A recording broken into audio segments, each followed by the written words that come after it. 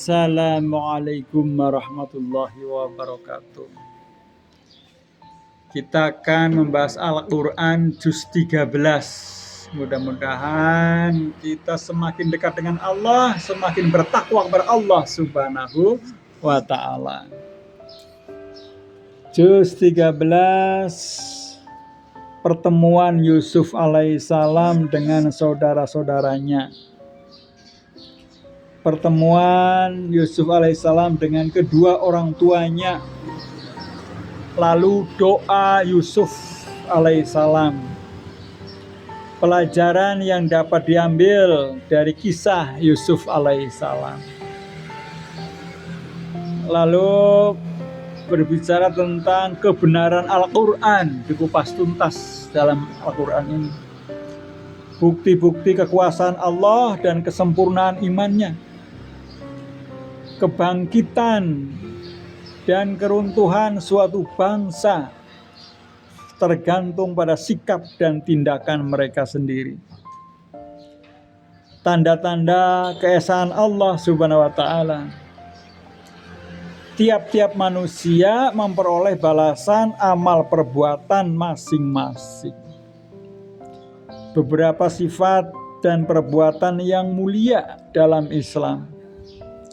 Di antara sifat-sifat dan perbuatan orang-orang yang ingkar kepada Allah dikupas tuntas di sini.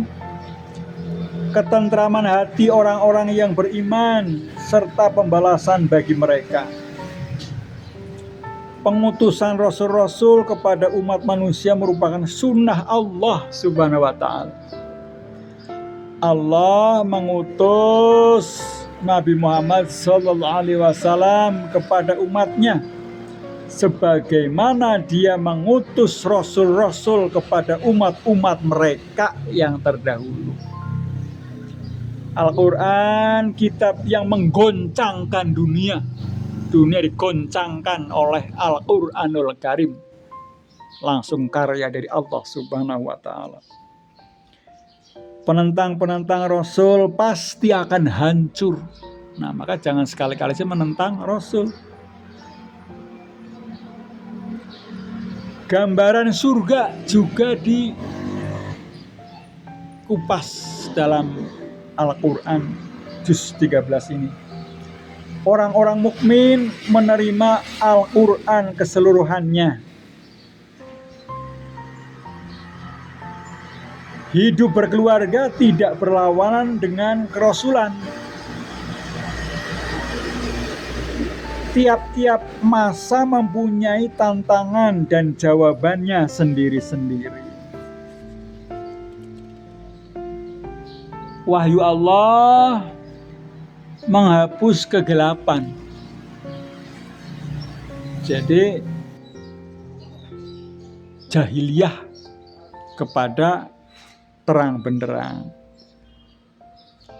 Al-Quran menunjuk semua umat manusia ke jalan yang terang benderang, yang lurus di jalan Allah subhanahu wa ta'ala.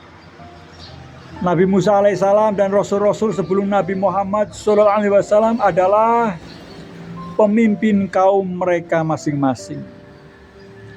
Sikap umat manusia menghadapi ajaran Rasul, tiap-tiap kebenaran pada permulaannya ditolak, rata-rata ditolak.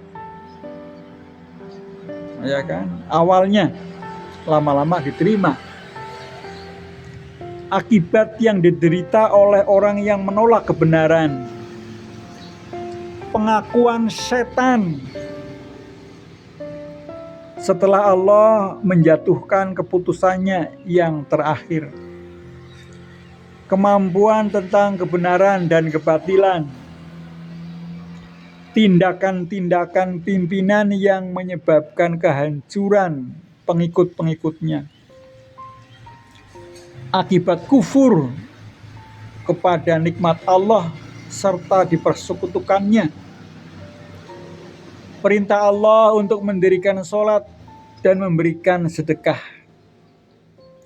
Beberapa nikmat Allah yang dilimpahkan kepada hamba-hambanya.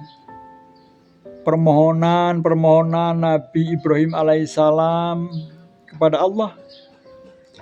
hukum terhadap penentang Allah, orang-orang yang zolim pasti akan dapat azab dari Allah. Segala makar pasti akan gagal. Jaminan Allah terhadap kemurnian Al-Quran dan kejayaan Islam. Kekuasaan Allah meliputi alam semesta dan seluruhnya.